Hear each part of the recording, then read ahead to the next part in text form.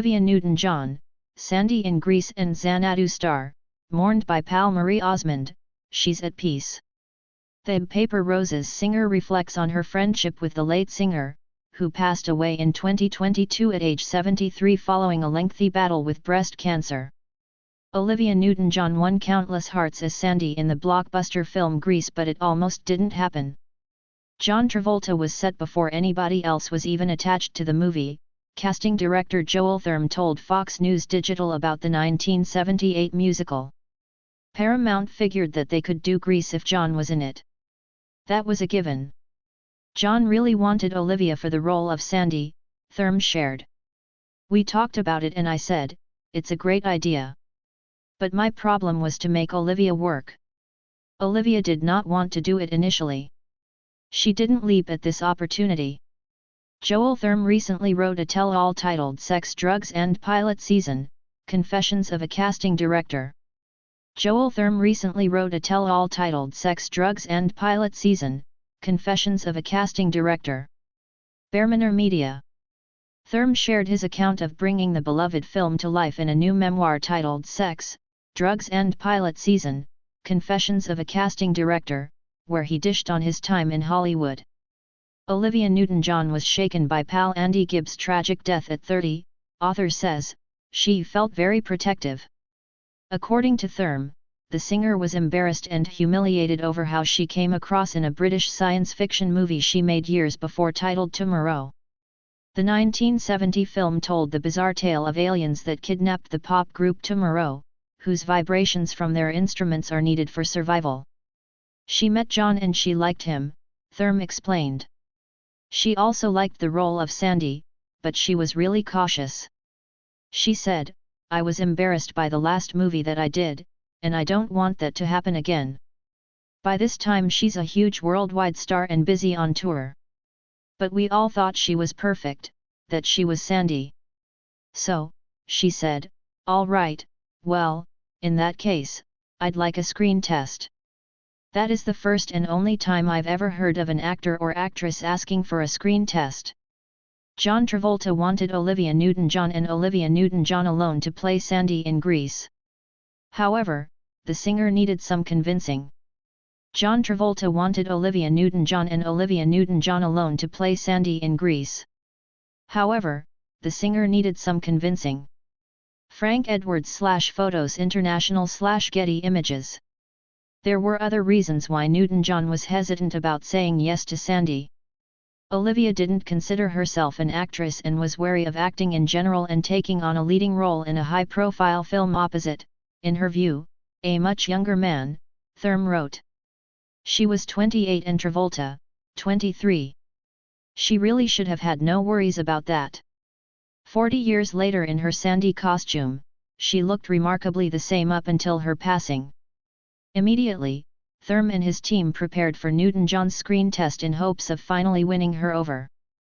The scene they chose for her was at the inn where Danny, Travolta, makes a move on her, and she rebuffs his advances.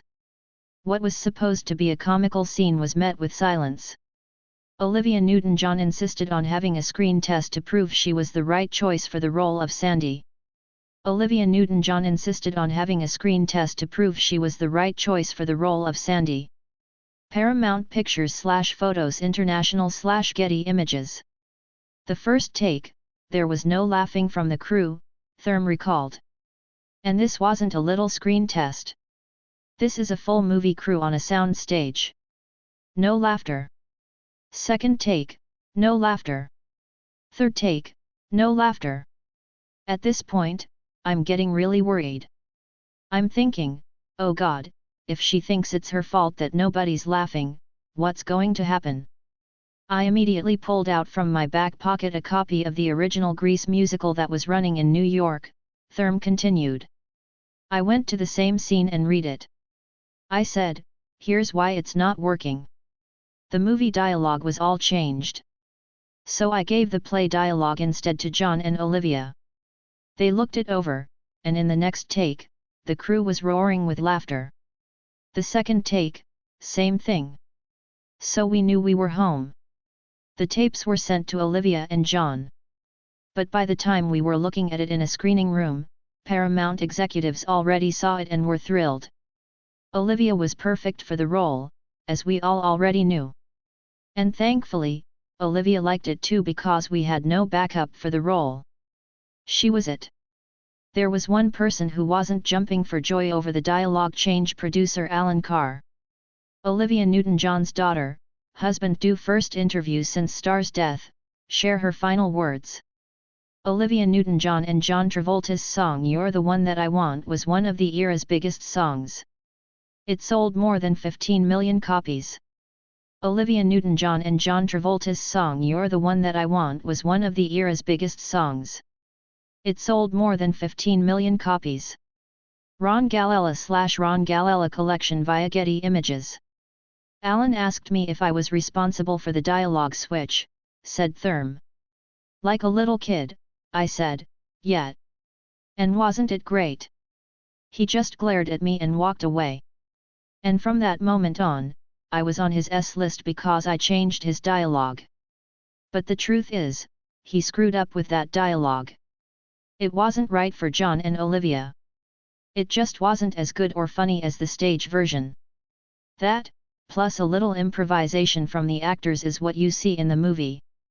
There's virtually none of the original movie dialogue in the actual movie. As for Olivia, when I think of her, I think of how smart she was, Thurm shared. She didn't just take the role. She wanted to prove herself. That's how she maintained her position as a worldwide pop star for so many years. The hopelessly devoted to you songstress later recalled how she didn't immediately say yes to the role of a nice girl who toughens up in the final act and gets her man. Olivia Newton John is still remembered as everyone's favorite Sandy in the blockbuster film version of Grease. Olivia Newton John is still remembered as everyone's favorite Sandy in the blockbuster film version of Grease. Paramount Pictures/Photos International/Getty Images. I worried that at 29 I was too old to play a high school girl, Newton John told The Telegraph in 2017.